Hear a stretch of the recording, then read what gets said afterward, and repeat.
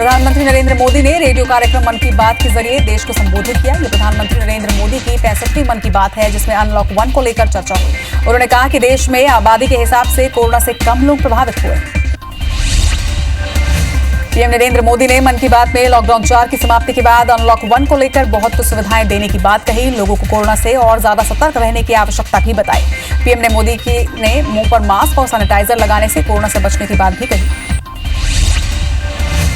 PM Modi ने मन की बात कार्यक्रम में कहा कि देश में इकोनॉमी का बड़ा हिस्सा फिर से खुल गया है। उन्होंने कहा कि भारत में कोरोना के खिलाफ मजबूती से लड़ाई लड़ी जा रही है। इस दौरान पढ़ाई के क्षेत्र में भी कई अलग अलग इनोवेशन शिक्षकों और छात्रों ने मिलकर किए हैं। ऑनलाइन क्लासों को शुरू भी किया गया है। पीएम ने योग को लेकर कहा कि आपके जीवन में योग को बढ़ाने के लिए आयुष मंत्रालय ने भी इस बार एक अनोखा प्रयोग किया है। आयुष मंत्रालय ने माई लाइफ माई योगा नाम से अंतर्राष्ट्रीय वीडियो ब्लॉग उसकी प्रतियोगिता भी शुरू की है। भारत ही नहीं, पूरी दुनिया के लोग इस प्रतियोगिता में हिस्सा ले सकते हैं। देश के 81 करोड़ लोगों को रियायती दरों पर अनाज उपलब्ध कराने वाली महत्वाकांक्षी सरकारी योजना one nation one ration card 1 जून से लागू होगी। देश के 20 राज्यों एवं केंद्र शासित प्रदेशों में ये व्यवस्था लागू की जाएगी। वित्त मंत्री निर्मला सीतारमण ने हाल ही में 20 लाख करोड़ रुपए का राहत पैकेज की घोषणा करते हुए इस बात का जिक्र किया था। पीएम नरेंद्र मोदी ने ऑस्ट्रेलिया के पीएम स्कॉट मॉरिसन के समोसे की तस्वीर के ट्वीट पर प्रतिक्रिया दी है। ट्वीट पर लिखा है कि हिंद महासागर से जुड़ा भारतीय समोसे से मिलता जुलता प्रधानमंत्री मॉरिसन, ये स्वादिष्ट लग रहा है। जब हम कोविड-19 के खिलाफ निर्णायक जीत हासिल कर लेंगे, फिर एक साथ समोसे का आनंद लेंगे। आपके साथ 4 तारीख को हमारे वीडियो का इंतजार।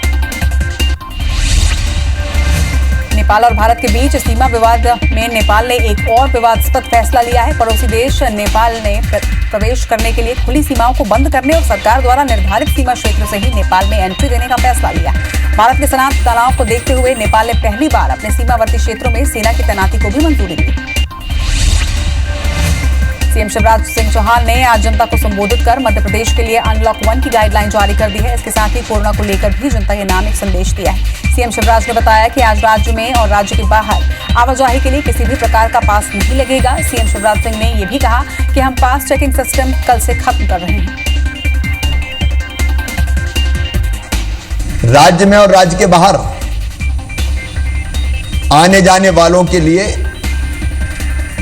जो वाहन से आते जाते हैं, अब किसी तरह के पास की आवश्यकता नहीं होगी। केंद्र की गाइडलाइन के अनुसार 7 जून से धार्मिक स्थल, शॉपिंग मॉल भी मध्य प्रदेश में खुलेंगे। वहीं जुलाई से स्कूल कॉलेज खोलने का फैसला सभी से चर्चा के बाद ही लिया जाएगा। सीएम शिवराज ने कहा कि कोरोना वॉरियर्स जान जोखिम में डालकर काम कर रहे हैं। काफी हद तक कोरोना पर काबू भी पा लिया गया है। पूजा स्थल खोले जाएंगे, होटल, रेस्टोरेंट, अन्य आतिथ्य सेवाएं ये भी प्रारंभ कर दी जाएंगी। शॉपिंग मॉल्स भी 8 जून से खोल दिए जाएंगे। सीएम शिवराज सिंह चौहान ने कहा कि प्रवासी मजदूरों को कुशलता के आधार पर रोजगार देने की कोशिश की जाएगी। इसके लिए रोजगार सेतु पोर्टल भी बनाया गया है। वहीं छोटे व्यवसाय में लगे लोगों को 10,000 रुपए का लोन दिया जाएगा ताकि वे फिर से अपना काम धंधा शुरू कर सके। सीएम ने यह भी कहा कि जिनके पास राशन कार्ड नहीं है उन्हें भी राशन दिया जाएगा। केजरीवाल सरकार ने कोरोना संकट के बीच स्टाफ को सैलरी देने के लिए केंद्र सरकार से 5,000 करोड़ रुपए की मदद मांगी है। पत्र लिखकर उन्होंने कहा है कि उनके पास स्टाफ को सैलरी देने तक के पैसे नहीं है, इसलिए पैसा जल्द से जल्द दिया जाए। मनीष सिसोदिया ने ये बातें प्रेस कॉन्फ्रेंस और ट्वीट दोनों के जरिए कही है। सीएम अरविंद केजरीवाल ने भी मदद के लिए ट्वीट किया है। देश में एक बार फिर से ट्रेनें पटरी पर दौड़ने को तैयार हैं। पिछले दिनों शुरू की गई स्पेशल ट्रेनें, श्रमिक ट्रेनों के अलावा 1 जून से 200 यात्री ट्रेनें भी चलेंगी। 1.45 लाख से अधिक यात्री पहले दिन यात्रा करेंगे। इन ट्रेनों के लिए 21 मई से बुकिंग शुरू है।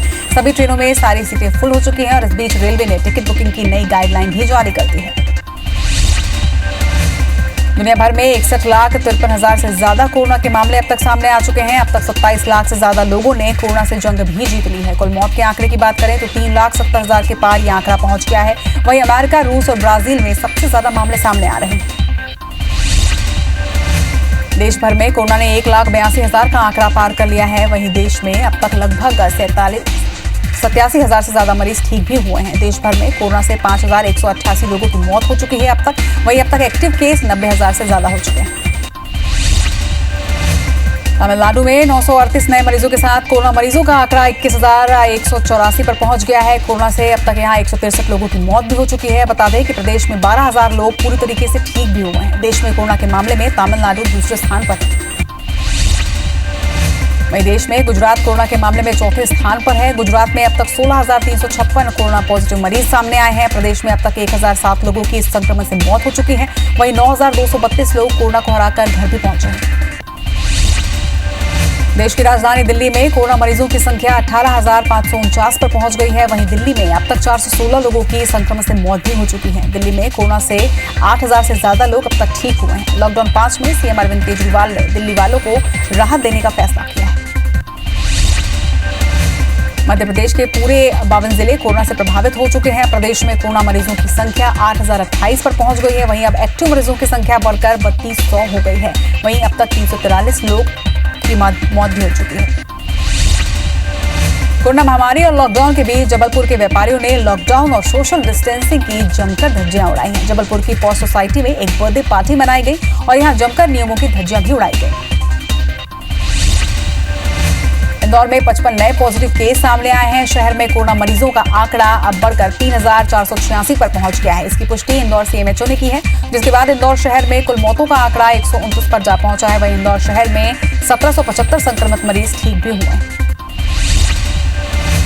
इंदौर के अरविंदो अस्पताल से 100 मरीज डिस्चार्ज होकर अपने घर लौट चुके हैं। इस हॉस्पिटल से 70 मरीज कोविड पॉजिटिव थे जो ठीक हो चुके हैं। 30 व्यक्ति संदिग्ध कोविड थे, जिनकी रिपोर्ट नेगेटिव आने पर उन्हें भी डिस्चार्ज कर दिया गया है। डिस्चार्ज होने पर मरीजों ने अस्पताल की टीम और प्रशासन का आभार व्यक्त किया। जबलपुर में कोरोना मरीजों की संख्या में लगातार इजाफा हो रहा है। शहर में 4 लोगों की रिपोर्ट पॉजिटिव आई है। जबलपुर में कोरोना मरीजों की संख्या अब बढ़कर 239 हो गई है। नए मरीजों में आरपीएफ के 3 कांस्टेबल भी शामिल हैं। छत्तीसगढ़ में कोरोना के मरीज लगातार बढ़ते जा रहे हैं। आज भी कुल 47 नए कोरोना पॉजिटिव मरीजों की पुष्टि हुई है। राजधानी रायपुर में ही 3 नए मरीज सामने आए हैं, जिसमें से एक देवेंद्र नगर में रहने वाली एक महिला बताई जा रही है। वहीं एक मरीज चुनाभट्टी इलाके का रहने वाला है। छत्तीसगढ़ में अब कुल एक्टिव मरीजों की संख्या 379 है, जबकि संक्रमण के मामले 492 हो गए हैं। वहीं आज डिस्चार्ज 11 मरीजों के साथ अब तक 114 मरीज पूरी तरीके से ठीक हो चुके हैं। संक्रमण की चपेट में प्रदेश के 23 जिले भी। रायपुर में बिरगांव और चंगोरा भाटा को कंटेनमेंट एरिया घोषित कर दिया गया है। कोरोना मरीज मिलने के बाद प्रशासन अलर्ट मोड पर आ गया है। कंटेनमेंट जोन में आसपास के 1.5 किलोमीटर का इलाका सील कर दिया गया है। अब नोडल अधिकारी ही जरूरी सामान यहां उपलब्ध करवाएंगे। छत्तीसगढ़ के क्वारंटाइन सेंटर्स में हो रही मौत पर लगाम लगाने के लिए शासन ने सेंटरों में योग शुरू करवाया है। अब सेंटर में रह रहे लोगों को सुबह और शाम योग करवाया जाएगा। इसके अलावा उन्हें खाने पीने से लेकर मनोरंजन के संसाधन भी उपलब्ध करवाए जा रहे हैं। कोरिया जिले के मनेन्द्रगढ़ में लॉकडाउन में शादी हुई। कटनी के रहने वाले रोहित की शादी मनेन्द्रगढ़ की रहने वाली दिव्या से हुई। विवाह बड़े ही सादगी के साथ संपन्न हुआ और सभी ने मास्क और सैनिटाइजर का उपयोग भी किया। वहीं सोशल डिस्टेंसिंग का भी इस समारोह में पालन किया गया।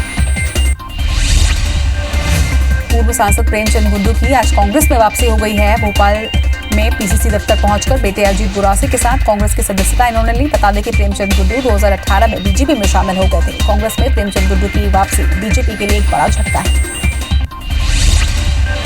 मध्य प्रदेश कांग्रेस ने उपचुनाव की तैयारियां तेज कर दी हैं। स्पीक अप इंडिया अभियान के जरिए 4 लाख से ज्यादा वीडियो केवल मध्य प्रदेश में अपलोड हुए हैं। इसके जरिए कांग्रेस मजदूरों और सिविल सोसाइटी के लोगों से जुड़ने की कोशिश कर रही है। अब कांग्रेस ऐसे लोगों को पार्टी में विचारधारा से जोड़ेगी।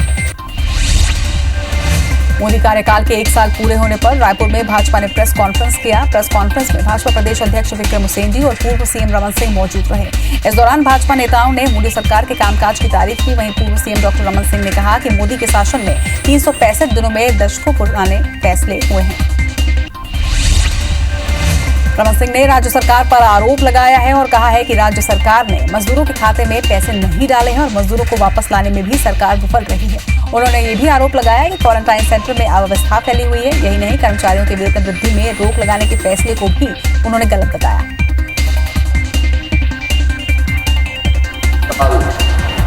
निश्चित रूप से 365 दिन बीते हैं और 365 दिन में न केवल दशकों पुरानी मैं उसको वापस रिपीट करता हूँ, दशकों पुरानी नहीं, सदियों से जनमानस के मन को झंझोड़ने वाले ऐसे बड़े निर्णय हुए जो अपने आप में इतिहास में एक माइलस्टोन बन के आने वाले 50-100 साल याद किए जाएंगे।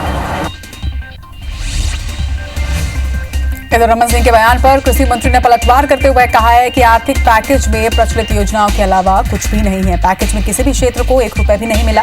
रविंद्र चौबे ने कहा है कि आरोप लगाने से पहले रमन सिंह छत्तीसगढ़ के लिए केंद्र से 30,000 करोड़ का पैकेज मांगे। कि प्रचलित योजनाओं के अलावा आज तारीख तक पूरे वर्ष भर में मोदी जी ने 1 रुपया भी किसी वर्ग को नहीं दिया है। पत्रकारों से बोलने से पहले अपने प्रधानमंत्री से, अपने नेताओं से आग्रह तो कर देते कि छत्तीसगढ़ ने जो मांग किया उसको छत्तीसगढ़ को दिया जाए, और केंद्र सरकार ने किस मजदूर को 1 रुपया दिया ये तो बता दे डॉक्टर रमन सिंह। रायपुर नगर निगम में संपत्ति कर जमा करने की आज अंतिम तारीख थी। आज टैक्स नहीं अदा करने वालों को सोमवार से फाइन और सरचार्ज के साथ इसे अमाउंट को भरना होगा। आज छुट्टी के दिन भी जोन कार्यालय में टैक्स जमा करने की सुविधा दी गई थी।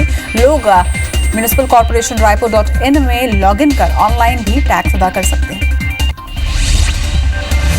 पूरा तालाब के सौंदर्यीकरण के लिए सप्रे मैदान और दानी स्कूल के मैदान परिसर को छोटा किया जा रहा है। इस काम का विरोध भी अब शुरू हो चुका है। मैदान के बीच बाउंड्री वॉल का स्थानीय समेत भाजपा पार्षद विरोध कर रहे हैं। निगम के नेता अपनी महत्वाकांक्षी योजना के लिए यहाँ चौपाटी और प्लाजा बनाने की तैयारी कर रहे हैं।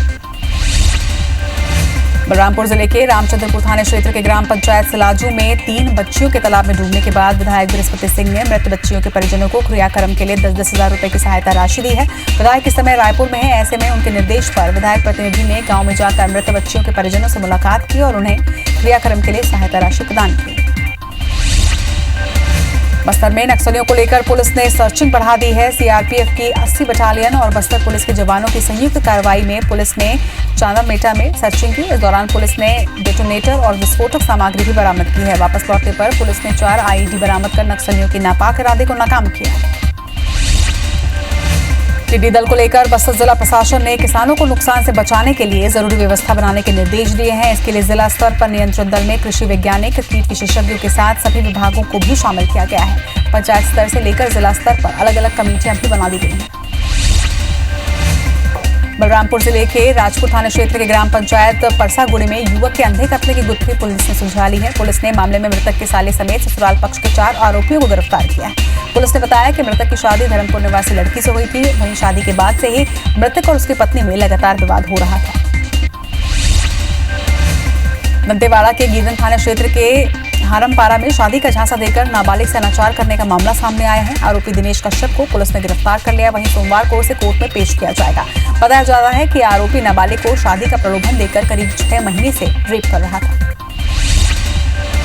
सरगुजा जिले के सीतापुर थाना क्षेत्र की एक 22 वर्षीय युवती ने ग्राम ढेलसारा निवासी युवक पर 3 साल तक शादी का झांसा देकर दुष्कर्म करने का आरोप लगाया है। युवती का आरोप है कि जब वो गर्भवती हो गई तो युवक ने उसका गर्भपात कराया, बावजूद उसके शादी करने से इनकार कर दिया। रिपोर्ट पर पुलिस ने आरोपी को गिरफ्तार कर जेल भेज दिया है। बलरामपुर जिले के बसंतपुर थाना क्षेत्र में मानवता को शर्मसार करने वाली घटना सामने आई है। आरोपी फूफा ने नाबालिग भतीजी के साथ रेप किया है, जिससे वो गर्भवती हो गई। पुलिस ने मामले में रिपोर्ट दर्ज कर आरोपी को गिरफ्तार कर जेल भेज दिया है। आरोपी ने पीड़िता को वारदात के समय उसे जान से मारने की धमकी दी। ग्वालियर में फेसबुक पर एक युवक ने आपत्तिजनक टिप्पणी की है। पुलिस ने प्रार्थी की शिकायत पर आरोपी युवक को गिरफ्तार कर लिया है। मामले की जांच शुरू कर दी गई है। आरोपी ने अपनी फेसबुक आईडी पर देवी देवताओं और एक समाज को लेकर आपत्तिजनक टिप्पणी की है। पुलिस ने शिकायत पर युवक के खिलाफ साइबर एक्ट के तहत कार्रवाई की है। भाटापारा से 17 किलोमीटर दूर बागपुरवा के खेत में एक 12 वर्षीय लड़के की लाश मिलने से ग्रामीणों में सनसनी मच गई। सूचना पर पुलिस फॉरेंसिक और डॉग स्क्वाड टीम के साथ जांच के लिए मौके पर पहुंची। धारदार हथियार से सिर अलग कर यह हत्या की गई थी। बताया जा रहा है कि मृतक का नाम रामफल येदू है, जो पास ही गांव बंजर में रहता था। रतलाम के गौरा भैरव मंदिर के पास बद्रीगिरी का आश्रम में मारपीट की घटना सामने आई है। बजरंग दल के कार्यकर्ताओं पर संत के सेवादारों से मारपीट का आरोप लगाया है। सेवादार चिल्लाते हुए जान बचाकर वहां से भागे और वहीं आसपास के लोगों ने भाग रहे एक आरोपी को पकड़कर थाने पहुंचाया, जिसके बाद पुलिस ने 2 और साथी को गिरफ्तार कर लिया है। जांजगीर की सिटी कोतवाली पुलिस ने तस्करी के लिए कार में रखी 88 लीटर देशी शराब को जब्त किया है। वहीं पुलिस ने एक आरोपी को भी गिरफ्तार किया है। गिरफ्तार आरोपी को न्यायिक हिरासत में जेल भेज दिया गया है। छत्तीसगढ़ पुलिस के 2 वाहन को डिंडोरी यातायात पुलिस ने रोककर उसमें से नीली बत्तियों को निकाल दिया। स्कॉर्पियो में छत्तीसगढ़ पुलिस के सब इंस्पेक्टर रमेश पटेल मौजूद थे। बता दें कि छत्तीसगढ़ पुलिस जबलपुर से वॉलंटियरों को पकड़कर बिलासपुर जा रही थी। इसी बीच डिंडोरी यातायात पुलिस ने नीली बत्ती निकालकर उन्हें आगे जाने दिया। सीहोर वैशाली नगर में रहने वाले पुलिस आरक्षक दरियाप सिंह का पड़ोसी ओम प्रकाश वर्मा से किसी बात पर विवाद हो गया। मामूली कहासुनी पर आरक्षक के परिवार वालों ने लाठी और रॉड से दूसरे परिवार पर हमला कर दिया। पूरी घटना सीसीटीवी कैमरे में कैद हो गई। विवाद में महिलाओं ने भी हिस्सा लिया और इस दौरान आरक्षक के परिजनों ने सीसीटीवी कैमरे को भी तोड़ने का प्रयास किया। दंतेवाड़ा सुकमा रोड में आज एक सड़क हादसे में एक युवक की मौत हो गई। वहीं एक अन्य युवक घायल हुआ है, जिसे कुआकोड़ा में दंतेवाड़ा रेफर किया गया है, जहां पर उसका इलाज जारी है। हादसे में ड्राइवर की मौके पर ही मौत हो गई। शव को पीएम के लिए सामुदायिक स्वास्थ्य केंद्र कुआकोड़ा लाया गया है। केरल के कोची तट में मानसून के आने की संभावना को देखते हुए अलर्ट जारी कर दिया गया है। प्रदेश के मुख्यमंत्री ने साउथ ईस्ट तट में मछुआरों को जाने से बैन कर दिया है। मौसम विभाग के अनुसार 1 जून के बाद कभी भी मानसून केरल के तट पर टकरा सकता है। आज 31 मई को विश्व तंबाकू निषेध दिवस है। बीड़ी, सिगरेट और तंबाकू उत्पाद के सेवन से लोग गंभीर बीमारी से ग्रसित हो जाते हैं। इस अवसर पर पुरी के रेत आर्टिस्ट सुदर्शन पटनायक ने तंबाकू से दूर रहने के लिए रेत में आर्ट वर्क किया। सुदर्शन हर सामाजिक मुद्दों पर समुद्र के किनारे आर्ट वर्क करते रहते हैं। इंदौर की समाजसेवी संस्था पुरुषार्थ द्वारा गरीबों के घरों तक निःशुल्क राशन और जरूरत की सुविधाएं पहुंचाने का कार्य कर रहा है। रविवार को महायज्ञ का आयोजन भी किया गया। महायज्ञ की आहुति देने के लिए देश दुनिया के लोग एक साथ इसमें जुड़ेंगे और कोरोना से लोगों को बचाने की कामना भी की। बालाघाट नगर के युवाओं की टोली बेसहारा लाचार लोगों की मदद कर रही है। युवा शहर में घूमने वाले भूखे प्यासे बेजुबान जानवरों को खाना खिलाने का सामान देकर मिसाल कायम कर रहे हैं। नगर में इन दिनों रोज शाम ढलते ही मदद के फरिश्ते बनकर ये युवा की टोली निकल रही है। इधर मौसम विभाग ने अरब सागर के लिए दोहरे दबाव का अलर्ट जारी कर दिया है। मौसम विभाग के मुताबिक अरब सागर के ऊपर एक निम्न दबाव का क्षेत्र बनेगा, जो 3 जून तक गुजरात और उत्तर महाराष्ट्र के तटों की ओर बढ़ेगा। 3 जून तक गुजरात और उत्तर महाराष्ट्र तटों की ओर उत्तर पश्चिमोत्तर की तरफ बढ़ेगा।